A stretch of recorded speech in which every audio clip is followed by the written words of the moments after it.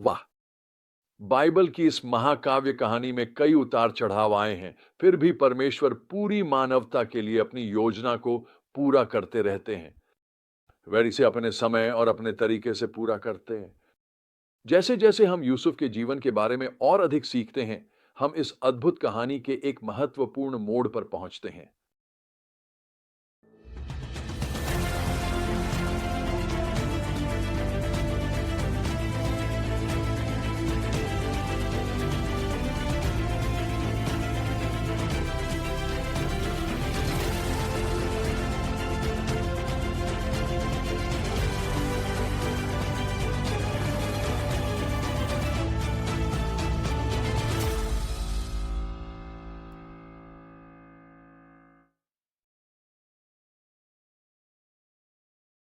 उत्पत्ति 15 में परमेश्वर ने अब्राहम से, जो यूसुफ के परदादा थे, कहा था कि वह उनकी संतानों को बढ़ाएंगे और उन्हें कई राष्ट्रों के लिए आशीर्वाद बनाएंगे। उन्होंने यह भी कहा था कि उनकी संतान एक ऐसे देश में दासत्व भोगेगी जो उनका अपना नहीं होगा और वहां उनके साथ दुर्व्यवहार किया जाएगा। फिरौन का यह सपना उस भविष्यवाणी को पूरा करने की प्रक्रिया को शुरू करता है। जैसे जैसे उत्पत्ति 41 में फिरौन के सपने प्रकट होते हैं, परमेश्वर का समय, उसकी संप्रभुता और उसकी विश्वास योग्यता अद्भुत रूप से एक साथ आती है। 2 पूरे वर्ष जेल में बिताने के बाद यूसुफ को अचानक फिरौन के सपनों की व्याख्या करने के लिए बुलाया जाता है, एक ऐसा कार्य जिसने मिस्र के सभी ज्ञानी पुरुषों और जादूगरों को चकित कर दिया था। ये एक महत्वपूर्ण क्षण है जो न केवल यूसुफ के जीवन की दिशा बदल देगा, बल्कि कई राष्ट्रों के भाग्य को भी प्रभावित करेगा। और फिर भी इस उन्नति के क्षण में भी यूसुफ अपनी विनम्रता और परमेश्वर के प्रति अपनी निष्ठा में अडिग बना रहता है। जब फिरौन उससे पूछता है कि क्या वह सपनों की व्याख्या कर सकता है, तो यूसुफ का उत्तर होता है, मैं यह नहीं कर सकता, लेकिन परमेश्वर फिरौन को वह उत्तर देगा जिसकी उसे आवश्यकता है। एक बार फिर हम देखते हैं कि यूसुफ दूसरों को सच्चे ज्ञान और शक्ति के स्रोत की ओर इंगित करने के प्रति अटल रूप से समर्पित है। जब यूसुफ सपनों की व्याख्या करता है, तो वह आने वाले समृद्धि और अकाल के वर्षों को प्रकट करता है और परमेश्वर की संप्रभु योजना के खुलासे को दर्शाता है। समृद्धि के 7 वर्ष वे संसाधन प्रदान करेंगे जो अकाल के 7 वर्षों में जीवित रहने के लिए आवश्यक होंगे। लेकिन इससे भी बढ़कर ये वर्ष यूसुफ को परमेश्वर की व्यवस्था और सुरक्षा के एक साधन के रूप में स्थापित करेंगे, न केवल मिस्र के लिए, बल्कि उसके अपने परिवार और इस्राएल के भविष्य के लिए भी। यह एक अद्भुत स्मरण दिलाता है कि परमेश्वर का समय हमेशा पूर्ण होता है। वह कभी देर नहीं करता, कभी भी अचानक नहीं पकड़ता है, कभी भी बदलती परिस्थितियों के अनुसार खुद को समायोजित करने के लिए संघर्ष नहीं करता। यूसुफ को इस क्षण के लिए 2 लंबे वर्ष प्रतीक्षा करनी पड़ी, लेकिन वह प्रतीक्षा व्यर्थ नहीं गई। परमेश्वर उसे तैयार कर रहा था, उसके चरित्र को निखार रहा था और घटनाओं को इस प्रकार व्यवस्थित कर रहा था कि वे सही समय पर उसकी योजना को पूरा करें। और जब वह निर्धारित समय आता है, तो उन्नति चौंकाने वाली होती है। एक ही दिन में यूसुफ कैदी से प्रधानमंत्री बन जाता है।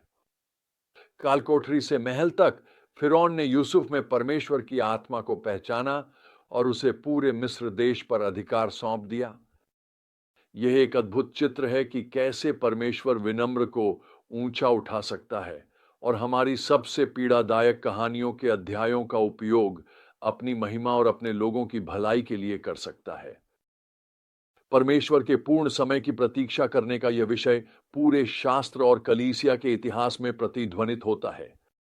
बाइबल में आगे चलकर हम प्रेरितों के काम की पुस्तक में प्रारंभिक कलीसिया को देखेंगे, जो एक ऊपरी कक्ष में इकट्ठा होकर प्रतिज्ञा किए गए पवित्र आत्मा की प्रतीक्षा कर रही थी। 10 दिनों तक उन्होंने प्रार्थना की और प्रतीक्षा की, यह नहीं जानते हुए कि आगे क्या होगा, लेकिन यीशु की आज्ञा का पालन करने के लिए प्रतिबद्ध थे कि वे यरूशलेम में ठहरें।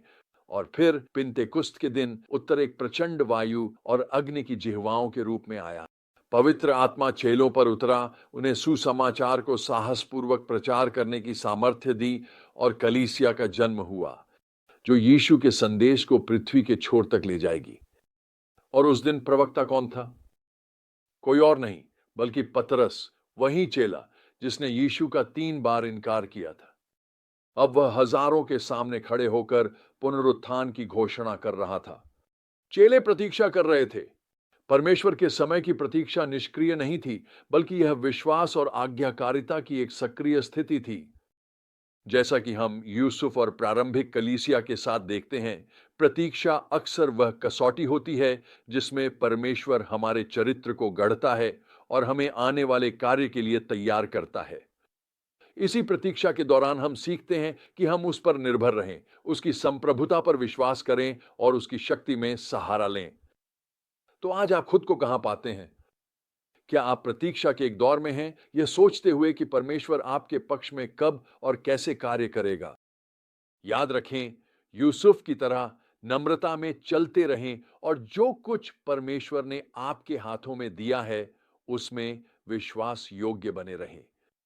विश्वास रखें कि वह कार्य कर रहा है, भले ही आप उसे देख न सकें। वह आपकी कहानी के ताने बाने को एक समृद्ध जीवन में बुन रहा है।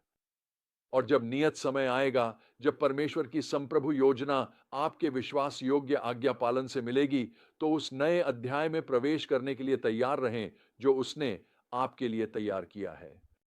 यूसुफ की तरह आपको अचानक ऊंचा उठाया जा सकता है, ऐसे प्रभाव और प्रभावशाली स्थान पर रखा जा सकता है जिसकी आपने कभी कल्पना भी नहीं की थी।